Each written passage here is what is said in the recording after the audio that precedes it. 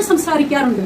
പുരുഷന്മാർ കുഞ്ഞുങ്ങളെ ലൈംഗികമായിട്ട് ഉപയോഗിക്കുന്നതിനെ കുറിച്ചിട്ട്, കുഞ്ഞുങ്ങളെ ഉപദ്രവിക്കുന്നതിനെ കുറിച്ചിട്ട്, അച്ഛന്മാർ കുഞ്ഞുങ്ങളെ ഉപദ്രവിക്കുന്നതിനെ കുറിച്ചിട്ട്, അതുപോലെ തന്നെ സ്വന്തം കുഞ്ഞുങ്ങളെ അച്ഛന്മാർ ലൈംഗികമായിട്ടുള്ള പീഡനത്തിന് ഇരയാക്കിയതിനു ശേഷം അവർ ഹോസ്പിറ്റലിൽ പോകുമ്പോൾ മാത്രമായിരിക്കും നമ്മളിൽ ഭൂരിഭാഗം പേരും കുഞ്ഞുങ്ങൾ അച്ഛന്റെ പീഡനത്താലാണ് ഗർഭിണിയായിട്ടുള്ള വിവരം എന്നറിയുന്നത്.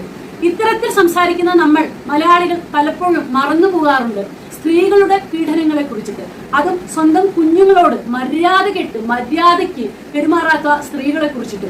മാതാവിനോട് ഉപയോഗിച്ചിട്ടുള്ള നമ്മുടെ ഇന്ത്യയിൽ ഏതാനും നാളുകൾക്ക് മുമ്പ് ഒരു സ്ത്രീ സ്വന്തം കുഞ്ഞിനെ, പ്രസവിച്ച ചോരക്കുഞ്ഞിനെ, വെറും 3 മണിക്കൂറാണ് ആ കുഞ്ഞിന്റെ പ്രായം എന്ന് ആലോചിക്കണം. പോലീസ് മൊഴിയെടുക്കുമ്പോൾ അവർ പറഞ്ഞത് കുഞ്ഞിനെ കഴുത്ത് ഞെരിച്ച് കൊല്ലുമ്പോൾ സ്വന്തം കൈകൾ കൊണ്ട് അമ്മ ആ ചോരക്കുഞ്ഞിന്റെ വായ പൊത്തിപ്പിടിച്ചിരുന്നു ബലമായിട്ടെന്നാണ് പറഞ്ഞത്. എങ്ങനെയാണ് മനസ്സ് ഉറയ്ക്കുന്നത്? പ്രസവിച്ചിട്ടുള്ള ഒരു അമ്മയ്ക്ക് തന്റെ കുഞ്ഞിനെ, അതും പ്രസവിച്ചിട്ടുള്ള ഏതാനും മണിക്കൂറുകൾക്കുള്ളിൽ കഴുത്ത് ഞെരിച്ചു കൊല്ലാൻ വേണ്ടിയിട്ട് എങ്ങനെ കഴിയുന്നു? ആ കുഞ്ഞിനെ പൊതിഞ്ഞു കെട്ടിയിട്ട് ഒരു ചാക്കിൽ കെട്ടി താൻ താമസിക്കുന്ന ഫ്ളാറ്റിൽ നിന്ന് പുറത്തേക്ക് വലിച്ചെറിഞ്ഞു. കൊച്ചിയിലെ പനമ്പിള്ളിയിലെ വിദ്യാനഗറിൽ. ഞാൻ ഈ ന്യൂസ് കേൾക്കുമ്പോൾ എന്റെ മകളെ ബെഡിൽ ഉറങ്ങിക്കിടക്കുകയായിരുന്നു. രാത്രി 12 മണിക്ക് ശേഷം ഞാൻ അവളുടെ അടുത്ത് പോയിരുന്നിട്ട് കുറെ സമയം എന്റെ മകളെ നോക്കിയിരുന്നു.